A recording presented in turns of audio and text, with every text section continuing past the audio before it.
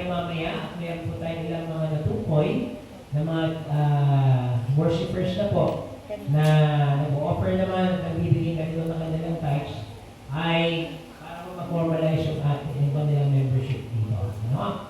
So mamaya po yan, meron tayong orientation tapos po ng ating nalapitan ko na lang po kayo para po sa ating orientation at pag-i-explain po ng ating mga pag-aaral.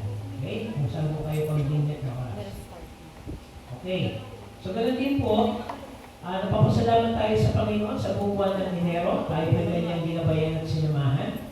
At ang bayaya po talaga ng Panginoon ay sapat upang magpatuloy at manatili na nagbubuto sa bawat isa sa atin at masustain po ang gawain at ministry ng ating Panginoon sa church nito. Ano? So mabuti ang Diyos sa lahat ng oras at panahon ng ating buhay. Ang ating pong makanal na choir conductor, Pastor Luther Garcia, ay nasa piling na po ng ating Panginoon. Nagkaroon po ng pagkakataon na makapag-host ang ating pong church noong nakaraang Huwebes ng gabi. At pinangunahan po ito ng ating Pastor Carlo Tabaga sa pagbabahagi ng mensahe. At ang ating patungkol ng ating Vice Chair, kasama po ng mga kapatiran ng ating iglesia. Ano po ay nakiisa po tayo sa pagpapasalamat po sa UCCP Ellenwood. At sa sumunod, nagkaroon po ng 3 gabi na gawain ng pagsamba, pasasalamat. Yung ikalawang gabi po ay pinangunahan naman ni Pastor Caloy de la Cruz on behalf ng UCCP Ellenwood. At kagabi naman po ay ang LCSFC Upo at ang joint ni po ito, no? Ng Ellenwood Malata Church din. So, positive po si CM Sally ang speaker. Siya po okay. Siya po ang naging tagapagsalita ng gabi. So, maraming salamat po sa ating mga kapatid na dumalo at isa po sa mga pagsambang ginawa para sa ating Pastor Luther. Naalala ko po, ang isimpan niya dito ay yung simbang gabi.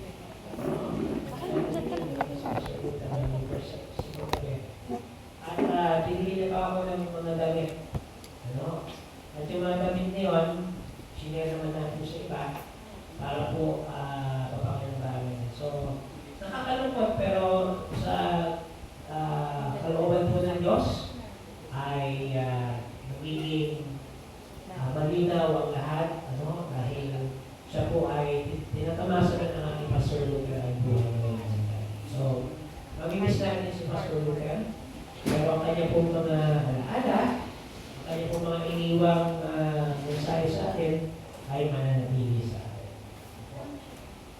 So, welcome back, Mother Rosie. Ano? Wala po sa bakasyon sa Palawan. And atin din pong kinikilala ang dalawa sa ating mga kapatid na kapatid natin. Actually, na-welcome na natin si Kuya Robert dati pa, Happy Waves. Nakalimutan na naman si Robert. Welcome na po natin si Kuya Robert. From Jensen niya, pag-uray po natin. Pero kikilalanin din natin ngayon, kailangan na po si Charity Orteco. Ano po? Ang local church sa New Asturias, sa UCCP New Asturias, sa Danao de Oro. Yan. Danao de Oro. Dito tayo. Welcome po. And of course, actually nandito ko siya nung isang linggo. Kaya lang after service na po siya nakarating. No? Pero ngayon ang time ko siya dumating. Ang kapatid na Gabriel, meron. Wala po sa UCCP Butuan City. Welcome po sa ating church. Yan, marami na taga-Mindanao. Marami taga-Mindanao dito. So, welcome po sa inyo mga kapatid. And nawa po ay ang inyong second home dito po sa Manila, sa SCR, ang UCCP Pasay, ay patuloy po mapag-linggo na kayo. Okay po, bukod po sa ating mga iglesia, mga gawa gawain sa Iglesia Lokal, ang ating pong konferensya ay magkaraos po ng mga gawain for this week.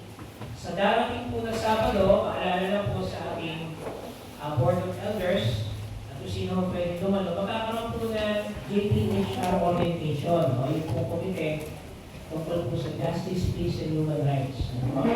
Ito po ay gaganapin sa UCCP Cosmopolitan Church, alas 9 po ng umaga, alas 12 ng tanghali. Wala po tayong pabalita, wala po sa conference, pero kung sakali man na meron na po, ay i-relay po natin po sa pero initially, yun po yung napag-usapan namin last time, ano? Yung orientation sa darating na February 7.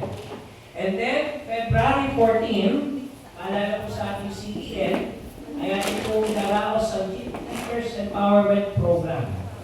Ano? TET4. Ano po yung pang-apat na TET? Nagaganapin po sa UCCP Anabu.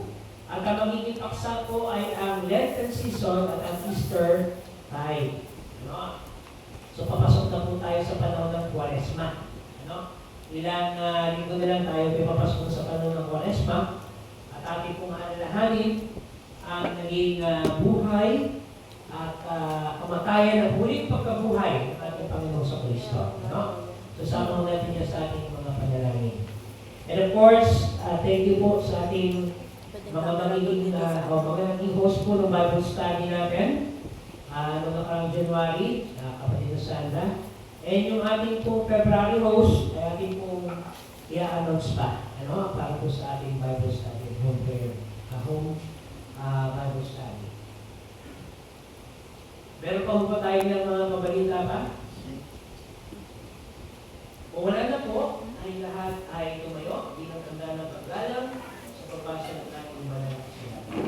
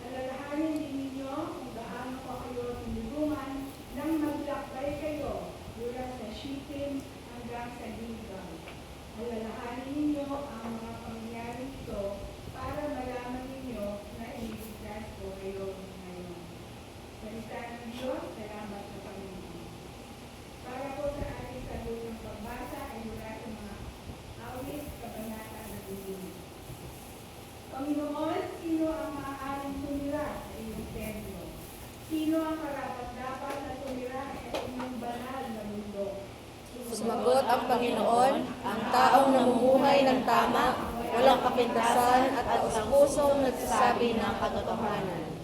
Hindi naninirang puri at hindi nagsasalita at gumagawa ng masama laban sa kanyang kapwa. Itinatakwil ang mga taong sobrang sama, ngunit pinararangalan ang mga taong may takot sa Diyos. Tinutupad ang kanyang pinangako kahit sa mahirap gawin. Hindi nagpapatubo sa kanyang mga pangutang at hindi tumatanggap ng tulong upang sumaksi laban sa taong walang kasalanan. Ang taong gumagawa ng ganito ay hindi matitinan kailanman. Ang salita ng Diyos, uwi ng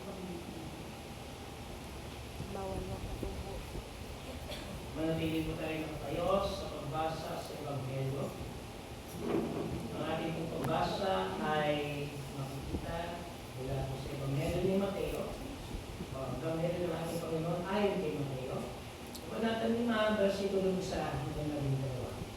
The Gospel of Matthew, chapter 5, verses 1 to 12. Nang makita ni Jesus ang napakaraming tao, umakyat siya sa bundok at roon. Lumapit sa kanya ang mga katasunod niya at nagsimula siya ng mangaral. Sabi niya, mapalad ang mga taong inaaming nagkulang sila sa Diyos dahil makakasama sila sa kaharian ng Diyos. Mapalad ang mga nag-iinagpis dahil hahalungin sila ng Diyos. Mapalad ang mga mapagkumbaba dahil mamanahin nila ang mundo. Mapalad ang mga taong mahangad ay matupad ang kalooban ng Diyos dahil tutulungan sila ng Diyos na matutagpuan. Mapalad ang mga maorin dahil aawa din sila ng Diyos. Mapalad ang mga taong may malinis na puso dahil makikita nila ang Diyos. Mapalad ang mga taong nagtataguyod ng kapayabangan sapagkat tatawagin silang mga anak ng Diyos. Mapalad ang mga dumaranas ng pag-uusig dahil sa pagsunod nila sa kalooban ng Diyos dahil makakasama sila sa kaharian ng Diyos. Mapalad kayo kung dahil sa pagsunod ninyo sa akin ay iniinsulto kayo, inuusig at pinaparatangan ng masama. Pero din ang ginawa nila sa mga propeta ng una. Kaya magalak kayo dahil malaki ang gantimpala ninyo sa langit. Manatiling kayo nakatayo. Ang isang video, ang makaupo na po lahat. Pagnilayan po natin ang isang video presentation tungkol sa pinagpapalad.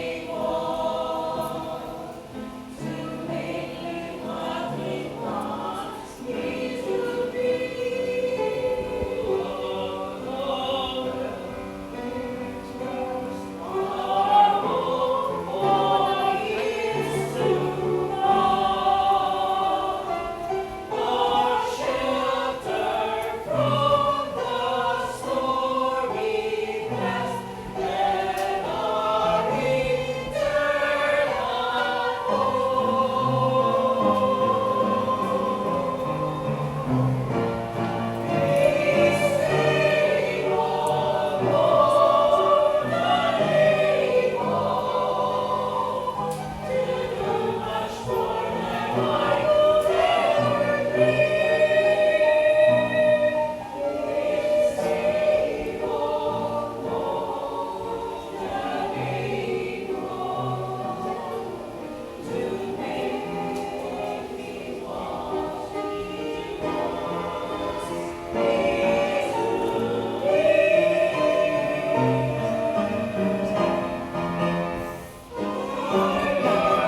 po makalabas yung aso.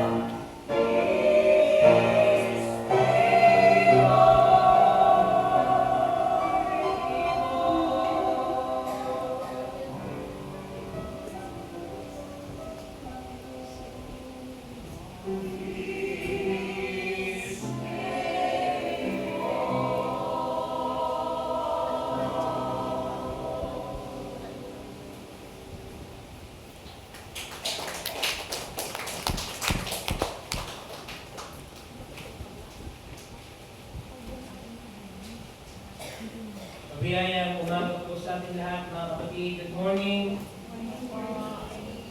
Salamat po sa Diyos at sumapit po tayo sa panibagong buwan. Panahon ng paglilingkod upang magpatuloy sa gawain na pinagkatiwala niya sa atin. At nagpapasalamat din po tayo dahil malamig pa po ang panahon.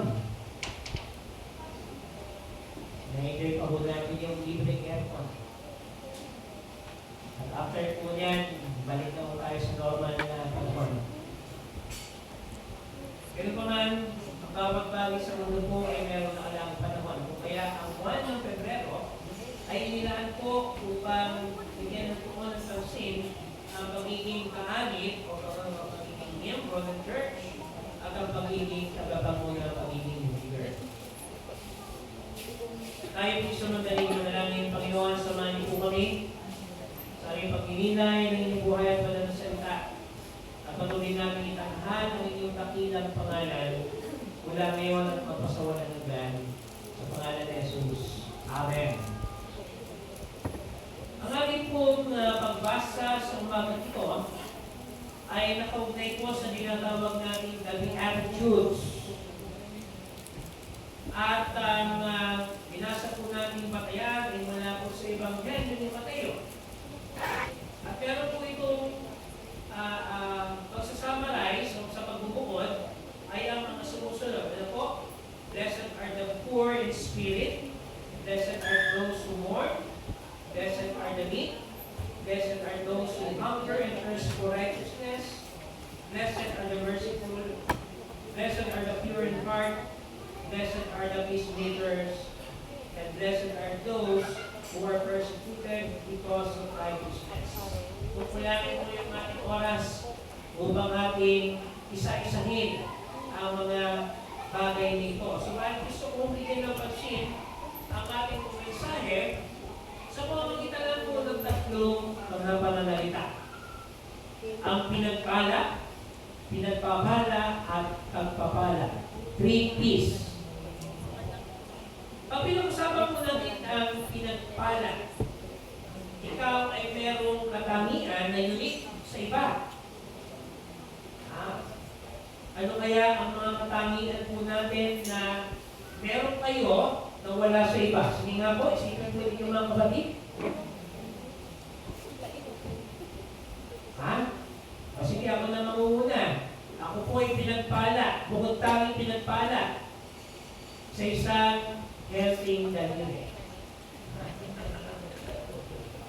Tingnan po ninyo ito. Payat, malnourished, ito po, malusog.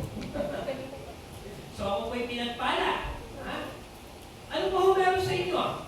Kayo po nakakaalam yan. At dapat po alam po natin kung ano ang inyong uniqueness. Ang inyong pong katangi-tangi. Ayan, ang inyong katangi-tangi. In short, ano po ang unique sa inyo na wala po sa iba? Delikado tayo ng Diyos na meron kanya-kanyang uniqueness. At hindi po natin ito pwedeng ikumpara sa iba. Kayo lang po yung meron yan. Sapagkat tayo po ay special sa harapan ng Diyos. Meron po tayong special identity. sinabi po nating pagkakakilanlan, ay lagi pong kailangan meron kang identification card, di ba? Kailangan may ID ka. Yun yung basis ng ating po tinatawag na identity. Pero pag pinag-usapan po natin ang identity na nais ng banal na kasulatan, ito po yung tinatawag nating uniqueness. What is special for you or to you? Ano po ang katangi-tangi nyo, katangingan bilang mga tao? At ito po ang nais natin bigyan ng pansin sa umagang ito. Nagdilikha tayo ng Diyos ayon sa kanyang wangis, at meron po tayong dahilan kung bakit po tayo nananatili sa buhay nito at sa mundo ito.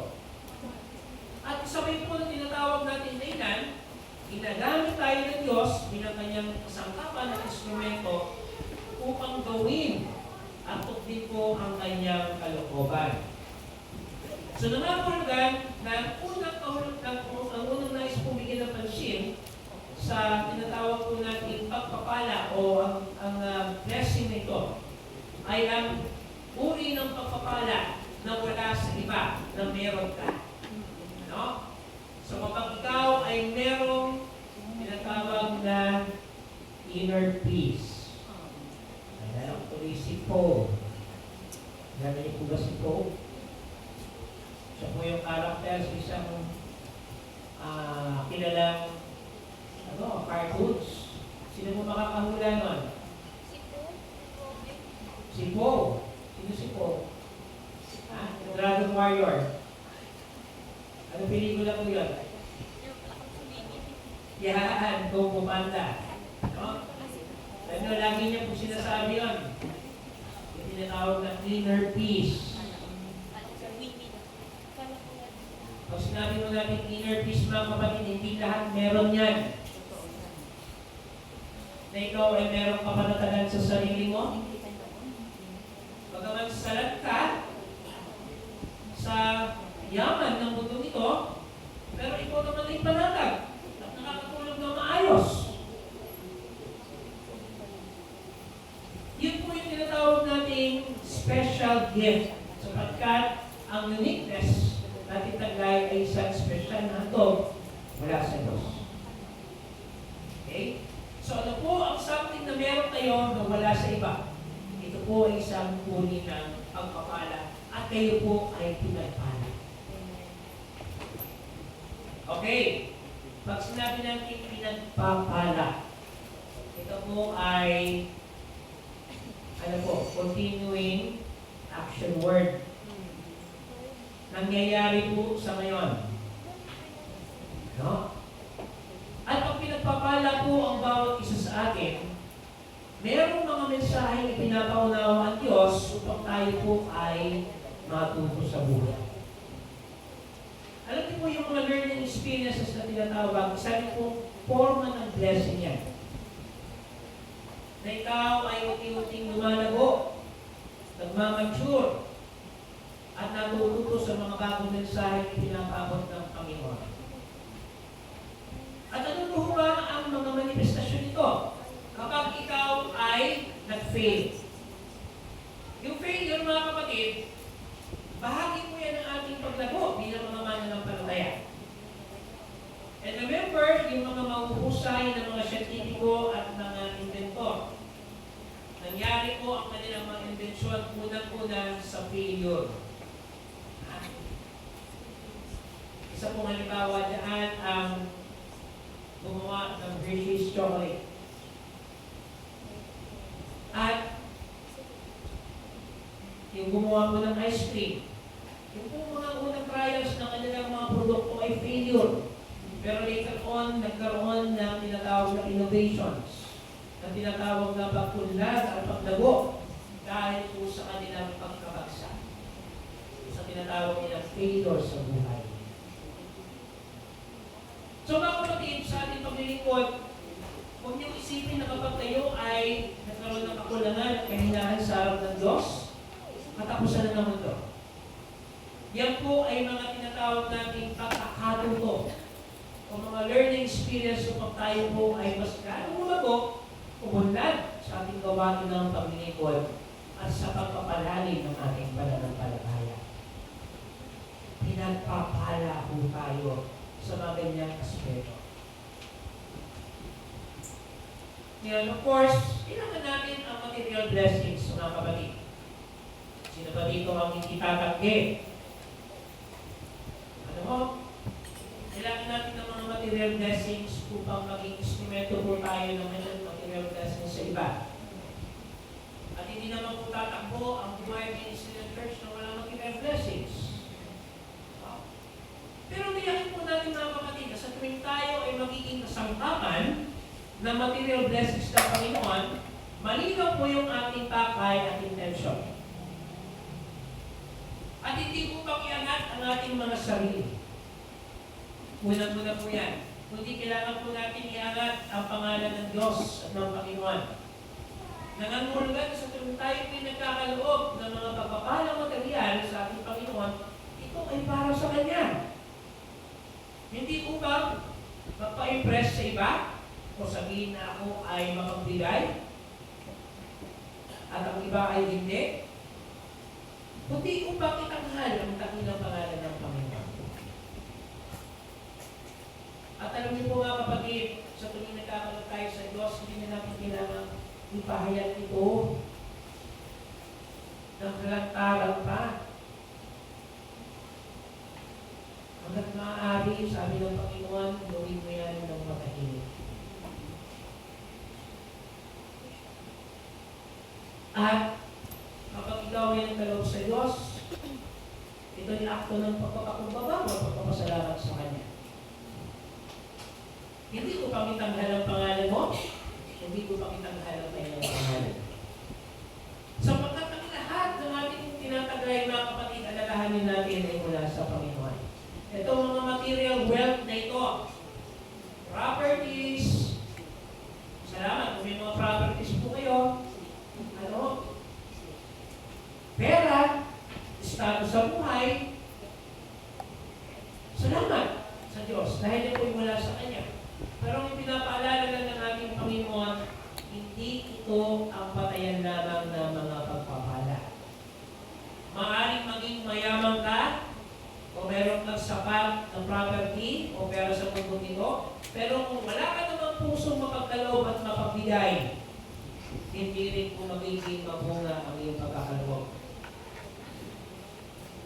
Meron po mga biniyayaan ng sobra-sobrang kayamanan pero wala namang heart for giving. Marami rin po kilala ng mga video poverty life. O sabihin natin, sapat lang ang kita. Pero nito po yung puso mapagbigay. Ano po ang mas matimbang? Yung pong iyong possession o yung iyong puso? Mukhang mas matimbang po ang tinatawag natin puso. At ang intention natin naman kayo. Kaya ka-challenge po yan sa mga tinatawag natin mga may higher earnings ngayon, ha? Dati natin pinag-usapan yan theologically, yung sabihin ng pag-iikabot. Tapos sa iba, dapat ganito, porsyento, ganyan. Okay. Ang tanong, totoo bang dinedeclare natin ang ating mga assets and liabilities? Kapag ating pong dineklara ng totoo ang lahat sa harap ng Diyos, ibibigay naman niya ang nararapat para sa atin. So, ang kakibat po na tinatawag natin usapin ng pagpapala o ikaw ay pinagpapala. Kakibat po ng pagtanggap natin ng mga biyaya mula sa Diyos. Ito man ay material o hindi, nais ng Panginoon na nakita niya ang intensyon sa ating mga puso. At ang ating pong nais ay ang upang tanghal ng kanyang dakilang Panginoon.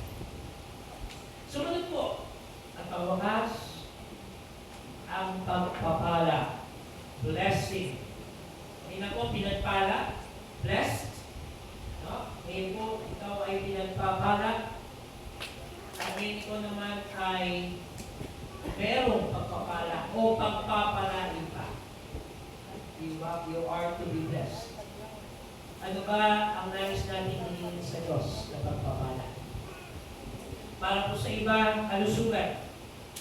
Tama po ba mga kapatid? Sabi nga natin, mas wala na po akong pera, basta malusog ng Panginoon. Masaya na ako. At napakalaking bagay kung talagang ikaw ay malusog sa ngayon. Pero kung meron ka mong karamdaman, ito po ang nais natin bigyan ng pansin. Ang karamdaman ay isa ring forma ng pagpapala. Bakit? Sapagkat kapag ikaw ay may karamdaman, makapalalim mo ang iyong pananalig at pananampalataya sa Panginoon. Meron ka laging faith and hope na pagagalingin ka ng Diyos. At meron kang pagtitiwala na siya ang magiging dakilang manggagamot ko. Kaya pinagpapala din po ang mga may sakit sapagkat naroon ang kanilang pananalig sa Diyos. Of course, kailangan natin maging malusog. Hindi ba gusto magkasakit? Ito pa sa ating mga kapatid na mayroong karamdaman, di gusto ba nila yan? Pero may mga bagay po sa mundong ito na hindi natin kayang ipaliwanag ng tanging Diyos lamang ang makasasagot. And again, sinasabi ko po na sa bawat panahon na inilaan ng Diyos, ginagawa niyang mabuti at maganda ang lahat ayon sa kanyang kalooban.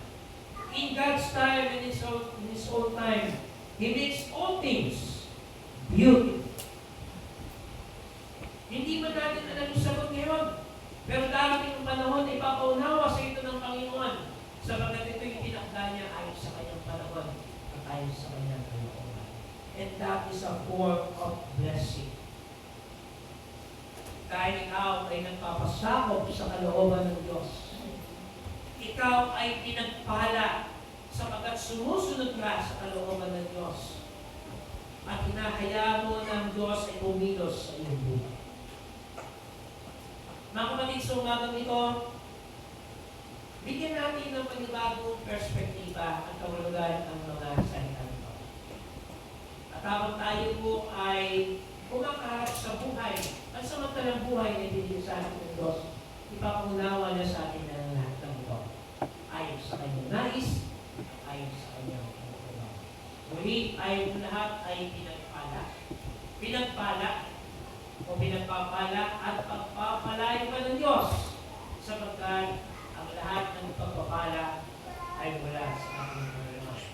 We praise God from whom our blessings flow.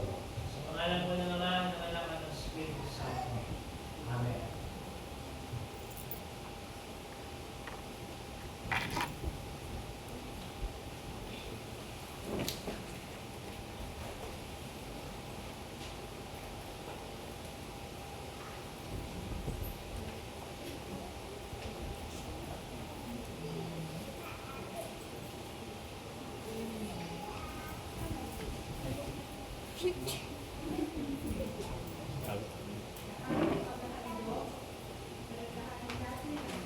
Yung isa.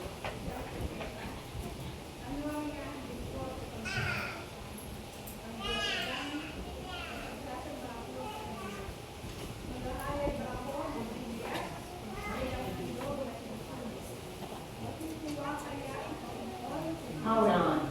Bluetooth mode.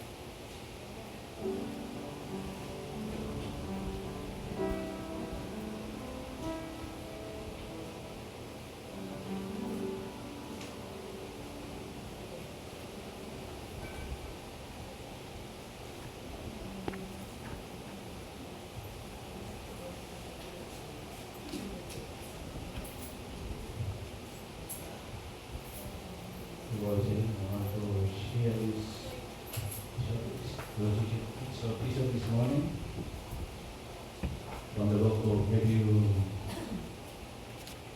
studied verse 14? Say, so this world is not our permanent home. We are looking forward to the home we to come. In short, ang buhay sa mundo ay widow lang. May mas magandang mundo para sa atin. Alam kung tayo sunod sa ating Panginoon. Yun ang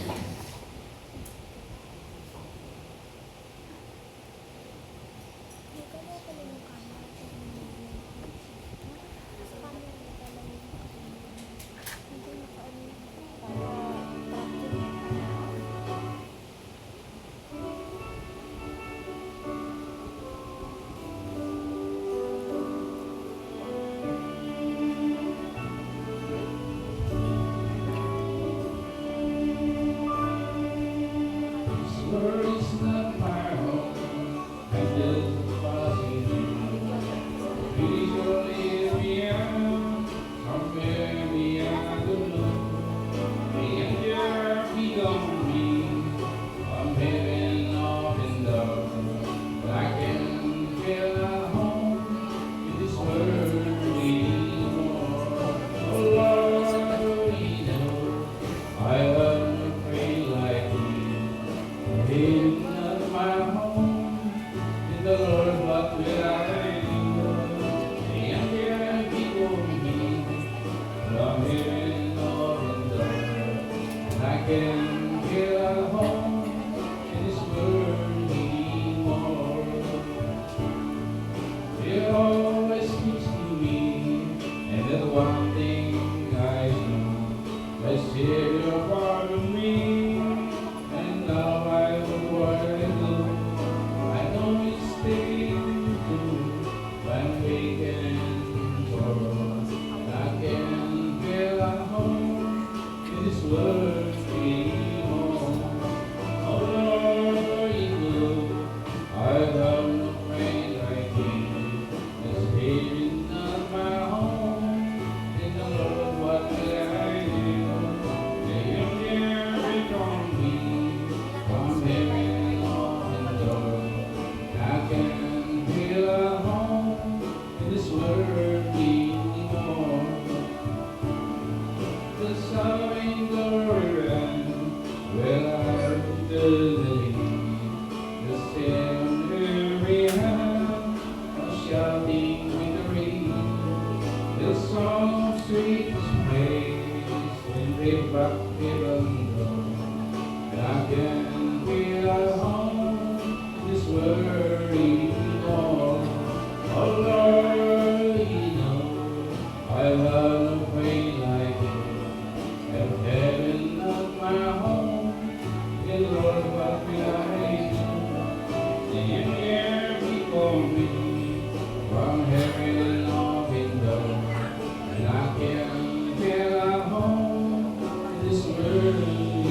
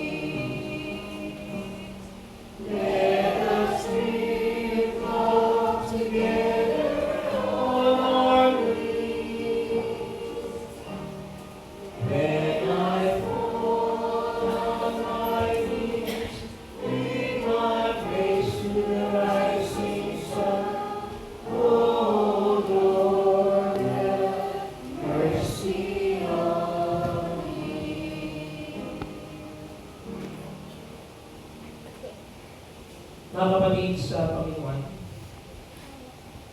tayo ngayon ay nagkakatito upang mag-isa sa ating Panginoon sa Kristo.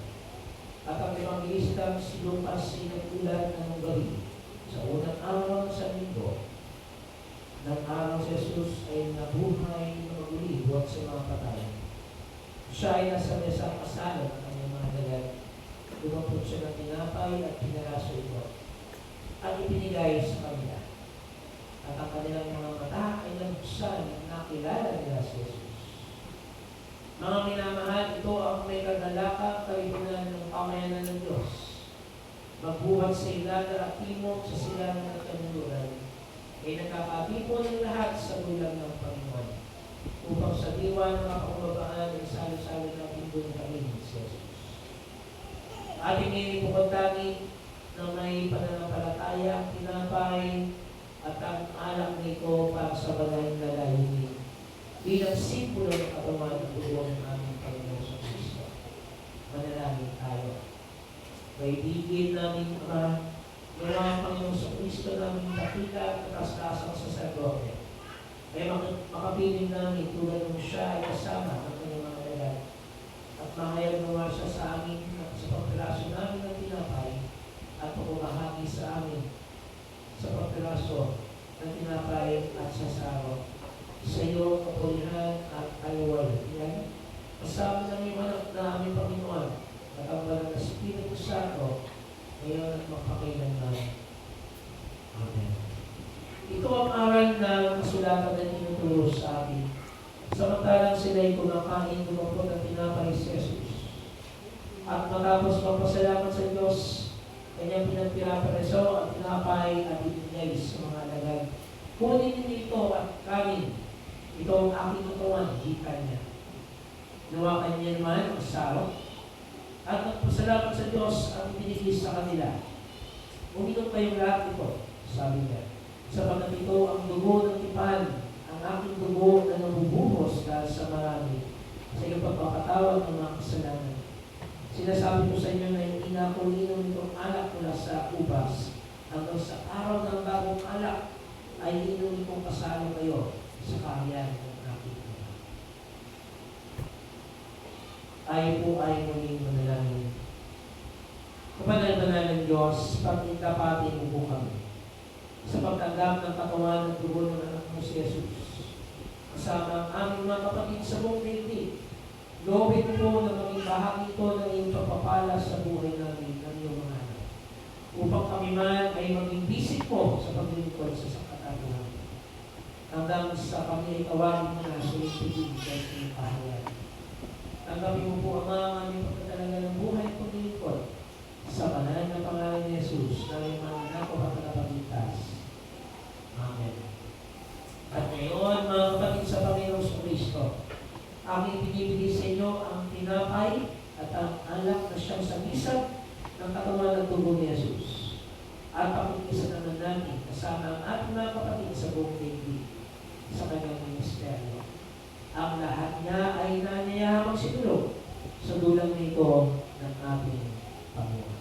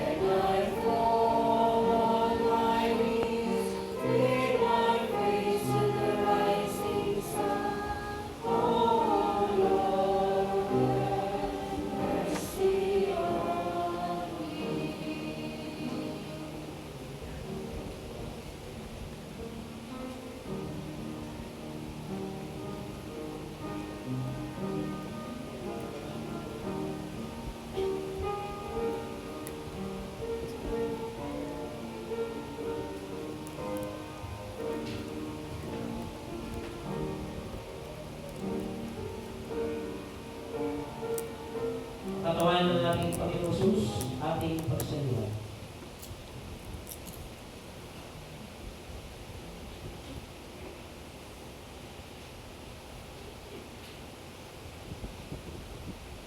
Ang kanyang mananago, ating pagsaliwan.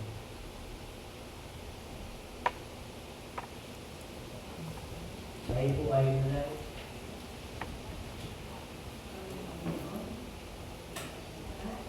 Maraming salamat po Panginoon sa araw na ito. Ang hindi namin pinag-asabi. Hindi dakilang pag-ibig sa amin ay hindi galing ninyo Panginoon. Mga Panginoon, maging nakakatapit ang kami sa iyo. Mga po Panginoon, maging lalo yan din kami ng pag-ibig sa iyo. Ikaw po Panginoon ang aming magagpakilala sa bakit namin. In Jesus' name, amen.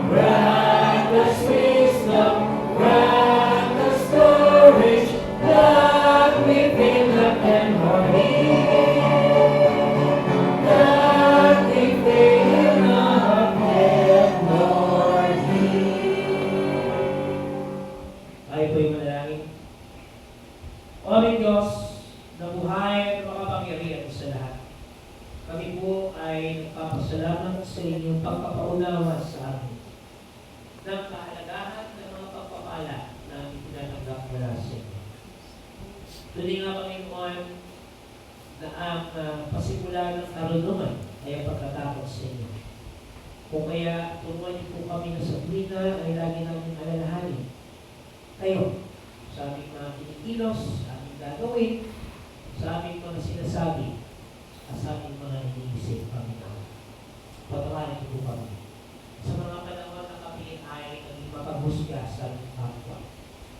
sa mga panahon na kami ay naging daluyan ng kasinungalingan. O di kaya naman ay nagpahayag kami ng mga bagay na wala sa katotohanan. Hinihiling namin, Panginoon, ang inyong gabay at patnubay sa bawat isa sa amin. Kung kami ay maging kalulog-lulog sa ito. Hindi lang sa oras nito, kundi sa masusunod pang panahon ng namin. Tunay nga, Panginoon, na mga pagpapala ay nagsisimula sa pagkabigo.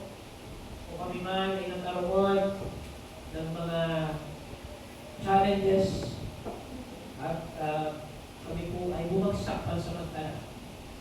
Kung kami man ay may mga failures sa buhay, Panginoon, ay ituloy po sa amin na mga panahon nito ay pagkakataon upang kami ay muling bumangon. Pumalig na ituwid ang aming mga nagawang pagkakamali. At bigyan ng pagkakataon ng Diyos na kayo ang siyang pangunat ng husay.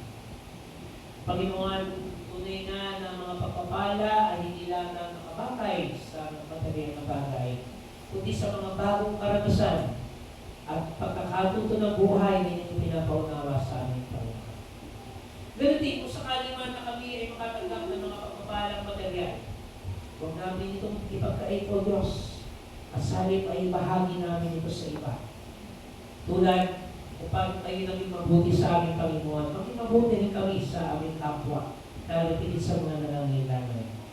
Kung paano, hindi nyo kami pinagkaitan, Panginoon, ng mga pagpapalang material, ay huwag rin kami magkait ng pagpapalang material sa aming kapwa. At ipaalala niyo muli sa tuminalagi, Panginoon, na mga material na bagay na ito sa mundo ay pansamantala. At ito ay hindi sa amin, kundi mula sa inyo. Balang araw ay iwan po namin ang mga ito sa mundo nito. O kaya, Panginoon, gawin niyo po kami maging mabuting katiwala sa kung ano ang nararapat namin ibalik para sa inyo, O Diyos. Ay dapat namin ibalik. Hindi lamang dahil sa ito isang obligasyon, kundi ito isang akto ng pasasalamat at akto ng aming pagkakalala sa inyo. Panginoon, narito po ang inyong mga anak at mga lingkod. Dalangin namin ang mga kapatid namin na kumaharap sa ibang ibang hamon ng buhay sa pagkawala ng mother-in-law ng aming kapatid na Neris sa buong Britanya family, Panginoon. Ay patuloy namin silang dinadalanin. Nanawa ang kaliwan at kapayapaan ng Panginoon ang lumakay sa kanila. Ganun din sa pagbabalik sa inyo ng aming minamahal na kamagdalawa, Pastor Luther Garcia. Napakisilang buhay, Panginoon. Kamakailan lamang ay kasama namin siya sa gawangin, subalit ngayon ay nasa inyong piling. Salamat sa buhay na kanyang nilaan para sa iglesia ito. Sa pamamagitan ng kanyang talento sa musika, ay ginamit po siyang kasangkapan ng inyong mabuting balita ng kaligtasan upang kayo paabot ang mga awitin na mula sa inyo na nagbigay ng pagtagos sa aming mga puso upang kami man, O Diyos, ay manatiling naka-angklas sa inyo, nakaugat sa inyo upang sa panahon man kami ay makaranas ng mga hamon at pagsubok ay hindi kami basta-basta maaaring bumitayo sa inyo sapagkat kayo ang siyang aming lakas at ang aming sandigan. Panginoon, dalangin po iba pa namin mga kapatid di mga karamdamang piskal. Sa iba pa namin mga kapatid na patuloy po nagpapalakas mula po sa iba't ibang forma ng pagpapakasakit at karamdaman. Naalala namin sila at itinadalangin sa mga oras nito. Panginoon, ganun din po. Aming itinadalangin sa inyong buwan ng Pebrero. Patuloy niyo nga kami samahan, ingatan, at bigyan ng pagkakataon na magnilay, magsulit ang aming mga sarili at pagpili po namin ilapit sa inyo ang aming mga kahilingan at mga pagmamahal sa Panginoon. At sa pamamagitan din ng aming sama-sama pagtutulungan, makikita namin ang bunga ng inyong nais para sa aming Panginoon. Kung kami ay magkakaroon ng bahagi at partisipasyon sa inyong gawang ministry. Kung kaya Panginoon, tulungan niyo po kami, bigyan ng sapat na lakas, ng sapat na pagkakaroon upang ang bawat isa sa aming Panginoon ay maging maging daluyan at instrumento ng pagpapala. At tumatanong kami ng Diyos na ang bawat isang narito ay patuloy ninyong pagpapalain pa. Sapagkat ang buhay, ang biyayang mula sa inyo ay aming kinikilala at binibigyan ng lahat. Sabi po pa sa mga pag-iway, Panginoon, ingatan po bawat isa sa amin sa buong linggong ito na darating. Kung puso namin pinagkakatiwalang lahat sa inyo, O Diyos. At kayo lamang ang aming lakas, kayo lamang ang aming sabihin. Ito po ang aming pagsama po namin may pasasalamat sa tanging pangalan ni Jesus. Naming Panginoon at Tagapagligtas. Amen. Humayo tayo ngayon upang hindi gawin ang wasto, lumakad ng may kapakumbabaan, magsalita ng may katotohanan. At gawin ng timpalaan ng Diyos ang ating labag sa kanyang makalangit na awa at biyaya. Gawin kay Lord ni Cristo Jesus na makita natin ang Diyos mula sa mukha ng ating kapwa. At gawin akayin tayo ng Espiritu Santo sa dahil ng katwiran at kapayapaan at papawiin sa ating lahat ang mga pagpapalang ukol sa mga anak ng Diyos. Lumayo tayo ngayon sa kapayapaan makantang ibigin at pagtiwalaan ng isang Diyos, Diyos nating manilikha, Diyos nating malulubos, at Diyos nating diwang patnubay